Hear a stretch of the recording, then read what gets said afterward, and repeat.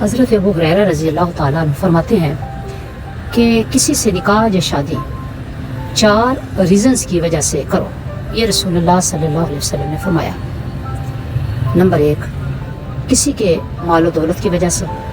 Number 2، اس کے اعلیٰ حسب و نسب کی وجہ سے۔ نمبر 3، اس کے حسن و جمال کی وجہ سے۔ نمبر 4، اس کی دین داری کی وجہ سے۔ اب دیکھیں یہاں ہمارے حالات اس طرح کے ہیں، یہ ہمارے صغیر پاک و ہند میں اور پوری دنیا میں، کہ اس وقت امارت کا، روپے پیسے کا، دولت کا خمار ہر شخص پہ ہے، اور ہر کوئی یہ چاہتا ہے کہ وہ راتوں رات دولت مند بن جائے۔ حالانکہ ضروری نہیں کہ یہ راتوں رات دولت مند بن جانا ہمارے لیے بہتری کا، فائدے کا یا ہماری کامیابی کا باعث ہو، ممکن ہی نہیں ہے۔ اب حالات اس طرح کے ہیں کہ رشتے کرتے ہوئے یعنی بیٹی والے بھی پریشان ہیں اور بیٹیوں والے بھی پریشان ہیں۔ یہاں پہ حدیث مبارک میں 4 باتوں کو ترجیح دی گئی کہ کسی عورت کو زوجیت میں لیتے وقت یا کسی مرد کے ساتھ نکاح کرتے وقت 4 چیزوں کا خیال رکھا جائے۔ پہلی تو یہ کہ اس کے پاس مال و دولت ہو۔ مال و دولت ہونا، روپیہ پیسہ ہونا، یہ کوئی بری بات نہیں ہے۔ دین جائز طریقوں سے، حلال طریقوں سے روزی کمانے کو، رزق کمانے کو اور روپیہ پیسہ کمانے کو برا خیال نہیں کرتا۔ پھر دوسری بات کہ حسب و نسب، اعلیٰ حسب و نسب سے ہونا اور شرافت والا ہونا اور اچھے خاندان سے ہونا، یہ دوسری ترجیح ہے۔ چاہے رشتہ آپ بیٹے کا کر رہے ہیں یا بیٹی کا کر رہے ہیں، دونوں صورتوں میں ان ریزنز کو، ان وجوہات کو، ان اسباب کو ترجیح دی جائے گی اور ان کے مطابق آگے قدم اٹھایا جائے گا۔ پھر تیسری بات یعنی خوبصورتی ہونا، حسن و جمال ہونا، کہ لڑکی ہے تو بڑی خوبصورت ہو، اس کا حسن و جمال بہت ہو، اس جیسا کوئی نہ ہو، یہ نین ہوں، یہ نقش ہوں، یہ سلسلہ ہو، یہ سلسلہ ہو۔ اور چوتھی بات اس کا دیندار ہونا۔ اب دینداری میں اس کی نیک سیرت، اس کے خوش اخلاقی، خوش اتوار ہونا، یہ ضروری ہے۔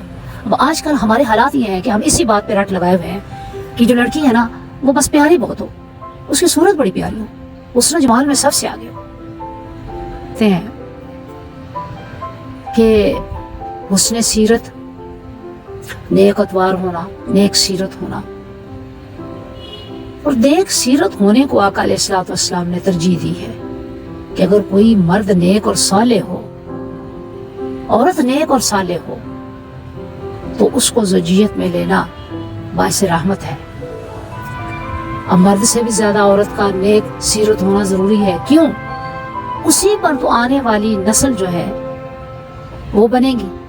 اگر ایک ماں، ایک عورت نیک سیرت ہوگی، اگر دیندار ہوگی، دینی اقدار کا خیال رکھنے والی ہوگی، قرآن و سنت کو سمجھنے والی ہوگی، تو یقیناً وہ اپنی اولاد کی پرورش اور تربیت بھی انہی طریقوں پر اور اسی نہج پر اور انہی ڈیمانڈز پر کرے گی جو دین چاہتا ہے، جو اسلام چاہتا ہے۔